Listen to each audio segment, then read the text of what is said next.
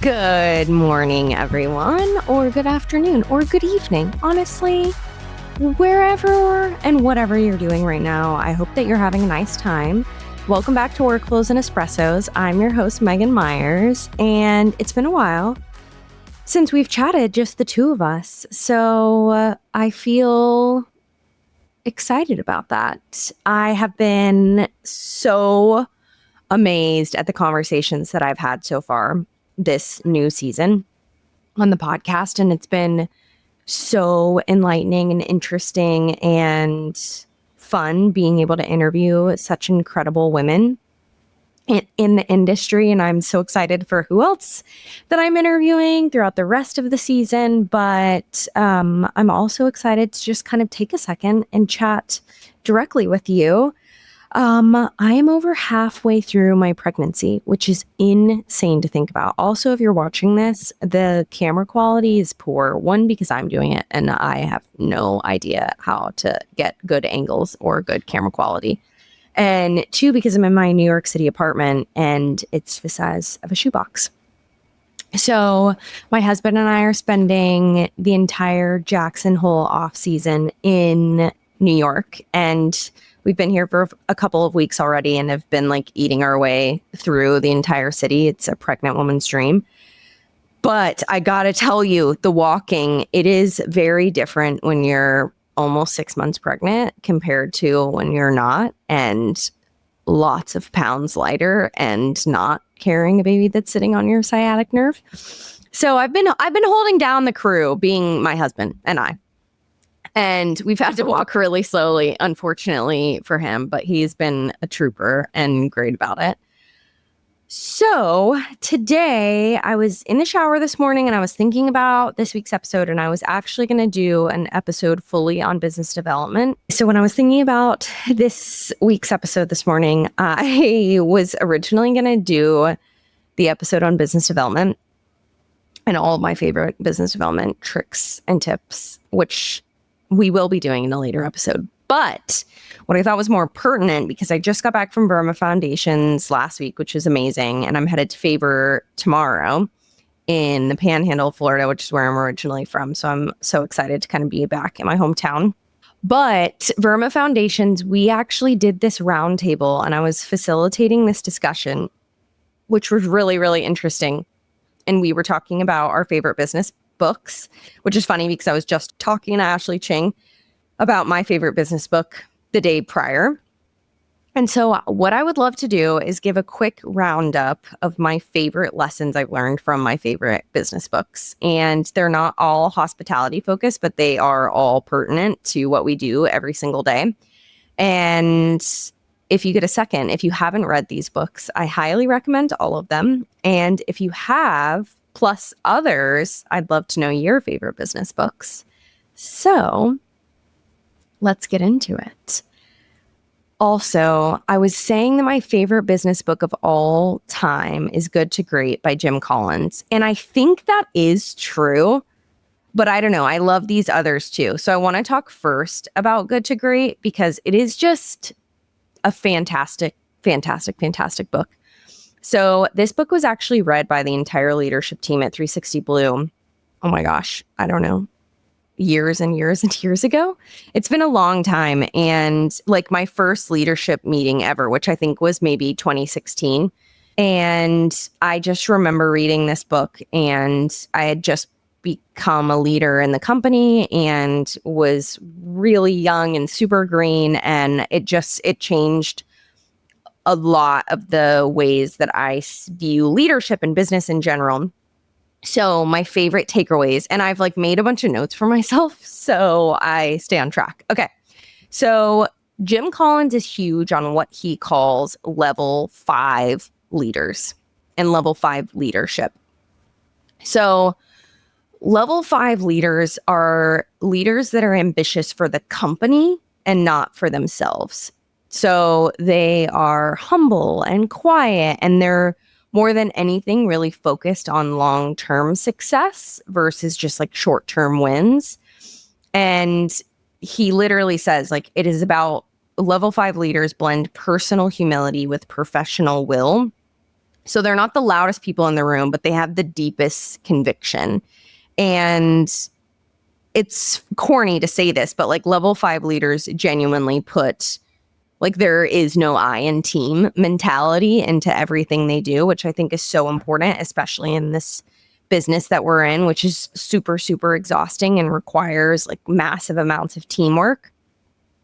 And it kind of bleeds into how he advises on building companies. And this is something that I feel like very deeply passionate about. He uses this thing called the bus metaphor. And I find myself using the bus metaphor all the time. So he talks about getting the right people on the bus and the wrong people off before you figure out the direction of your bus.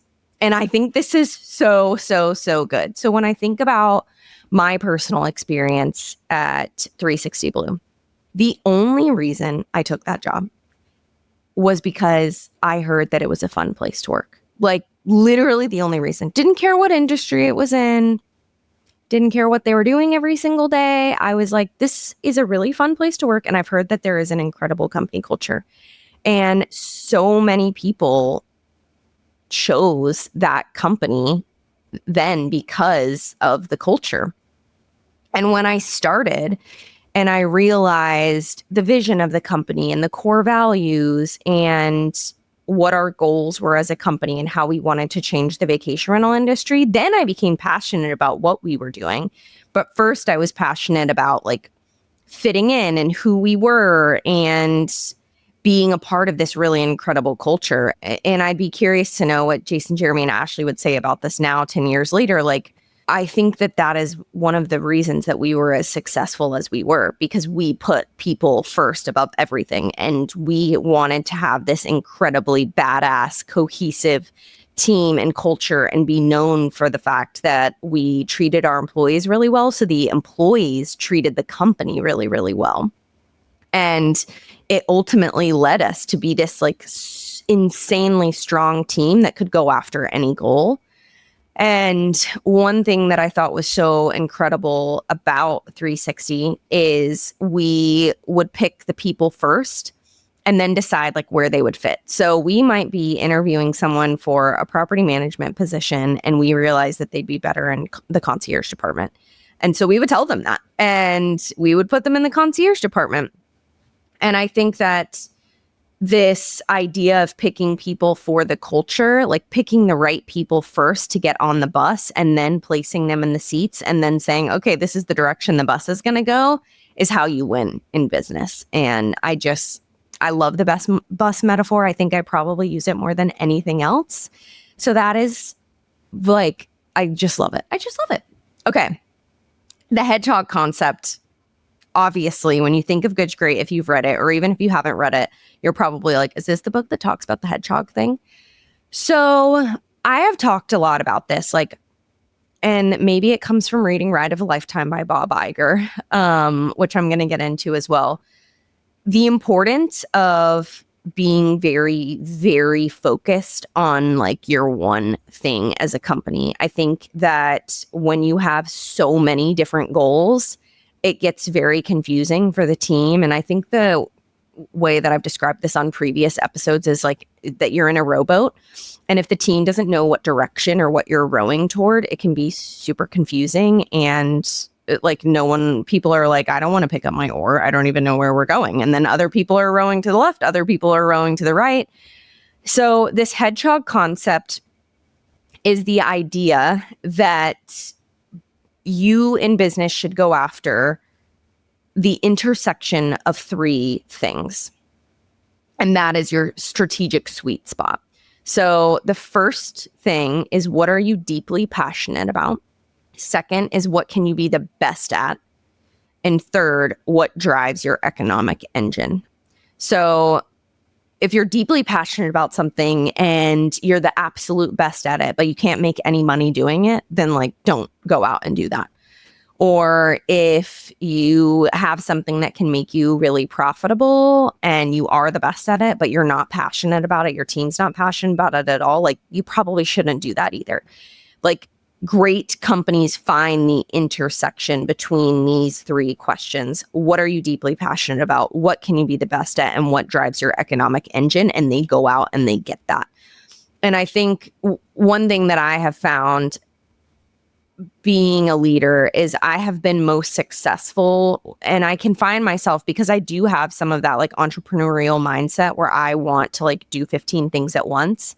And whenever I've like stepped back and really focused on the Hedgehog Concept and answered these three questions, it really becomes my like North Star and allows me to make clear decisions. And I have been happiest at companies that build their businesses off of this like Hedgehog Concept, right? And you don't have to call it the Hedgehog Concept if you don't want to, but the one thing, right, that's going to do all three of these things. You can't go out and work on something that's not going to make any money and drive your economic engine, of course, even if it is really fun.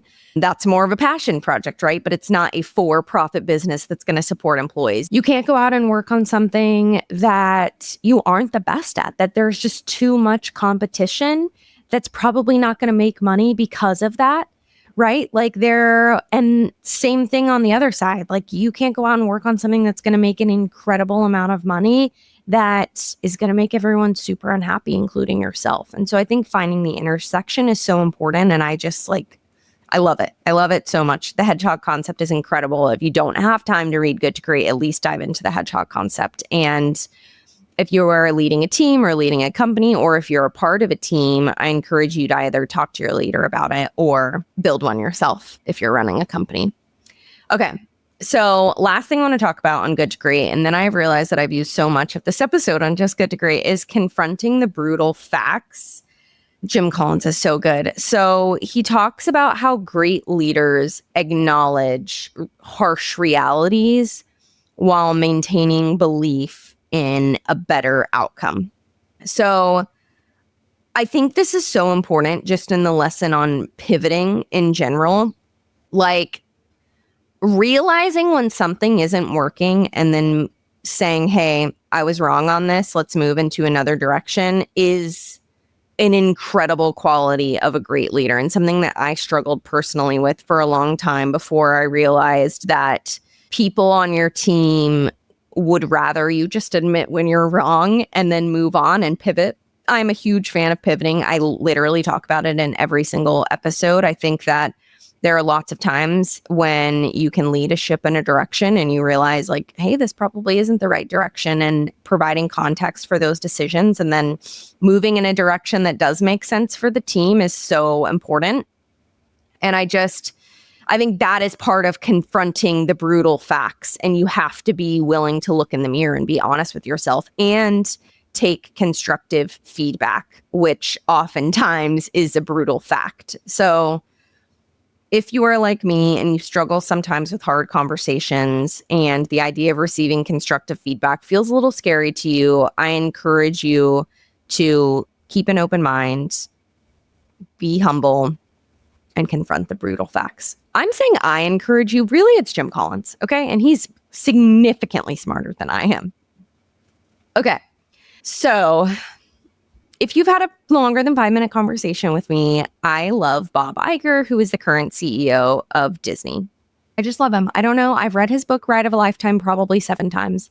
I have a deep, deep addiction to it. I think he is a really exceptional CEO and has led through incredibly difficult times and has prevailed. He actually retired and had stepped down as CEO, and he was asked to come back by the board. And his book is just really incredible. So he talks about what it is like leading when you have a board to report to. He talks about how he became CEO, like his entire career journey to Disney, and really difficult things that had happened in the company and happened for him personally that he had to face. And it's just so good.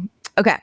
So at the very end of the book, he basically says, if you've heard nothing else, like, these are the takeaways that I want you to walk away with. And a couple of them, I'm just going to go through a few because he goes through a lot. So he talks about how indecision can be corrosive to a team. And I very much resonate with this. And the importance of making very quick decisions. So this kind of goes back to 360 Blue. One thing that Ashley, our CEO, would always say was that she made very quick decisions that were very deliberate. And I think the best companies, especially in the early stages, move fast and don't sleep on decisions for months and months and months and months at a time. And I think that creates a lot of confusion with the team. And I think sometimes the idea of making quick decisions can be seen as being flighty and moving too quickly and not thinking things through, but it is possible to make very deliberate moves quickly. And Bob talks a lot about this in the book and how with these decisions, it's so important to be fair and empathetic as you're making decisions that do impact people's lives, right? Like when they come, like employees, myself included, we show up every single day. One, because we're trying to support our families, and two, because we believe in this like greater vision and we want to be a part of the culture. And a lot of times company decisions do impact us personally and of course professionally. And so being empathetic when making these business decisions that do impact people's daily lives, but being decisive, being clear, and being fair and moving quickly. Love it. Okay. Leading with optimism. Bob Iger is huge on this. He talks about how pessimism kills morale, which I completely agree with. That there's a difference between like toxic positivity and just being positive and optimistic in general. He says that leaders set the emotional tone of businesses, which is 1,000% true. And optimism is infectious, right? So if the leader is optimistic and they don't come in every day very pessimistic and negative, that this will be, it's infectious, right? The rest of the company will catch this optimism, and it is really helpful for strategic decision making as well. So you don't have to fake positivity, but you do have to guide others forward being a leader. And I love it. Okay. So Bob, this kind of ties in with making quick decisions. He talks about how time is like the most precious resource. And it's really interesting. Like he structures his days, which I wish I could be more like this, very, very strategically because of time. And he knows that he doesn't get a whole lot of time. And so he emphasizes not wasting anybody's time. And the top 3 things that he says is be respectful, be intentional, and move fast. So I won't be a broken record, but Ride of a Lifetime is such an incredible book. Please, please, please, please go read it. Okay. Next book is Positive Intelligence by, I think it's pronounced Shirzad Chamine.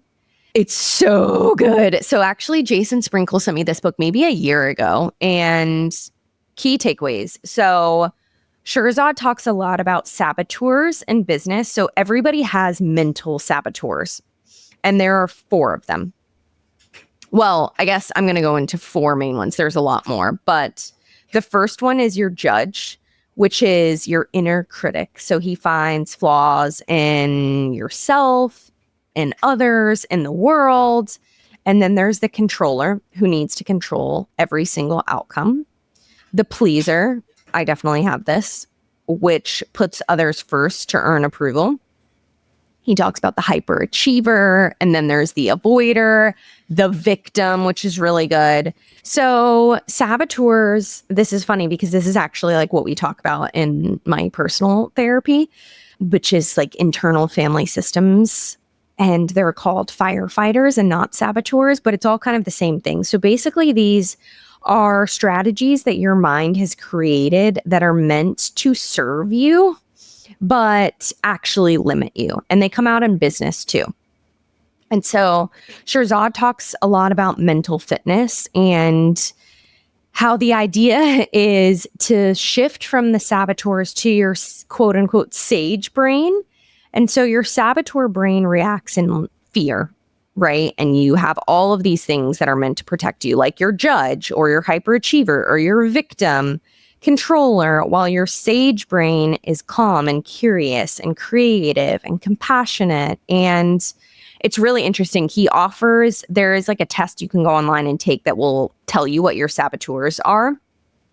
And then he gives you tips on how to basically deal with these things. Like, hey, embrace the fact that they're a part of you and that they are there to help protect you when your body is in fight or flight or thinks that you're being threatened, and how these come up in business all the time. And a lot of times people, myself included, don't recognize these kind of qualities about yourself. And so what are some things that you can do? One thing, he calls them PQ reps.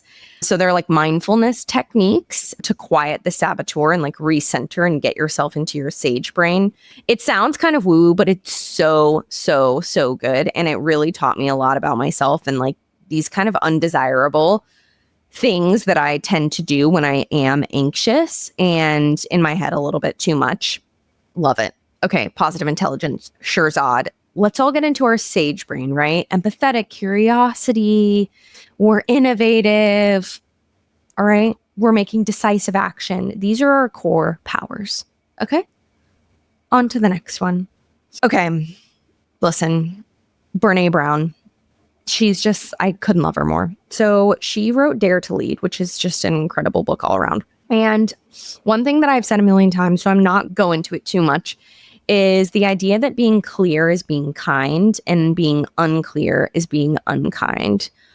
And I talk about this on every single episode, and it is something that I really focus on and work hard at. But the idea that avoiding discomfort doesn't help anybody, and giving unclear feedback or holding back creates anxiety and confusion within a team.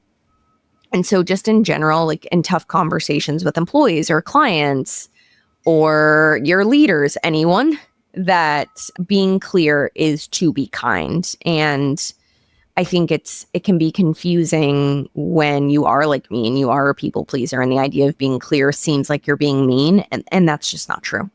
Okay, so Brene talks about armored leaders versus daring leaders, which I'm obsessed with. So armored leaders avoid vulnerability and they deflect and they seek control and they lead from fear and they make kind of siloed decisions without providing context, and they kind of rule from a castle, right? Like an armored castle. Whereas daring leaders are very open and they're curious and they're committed to growth, even when it's uncomfortable, and they make difficult decisions.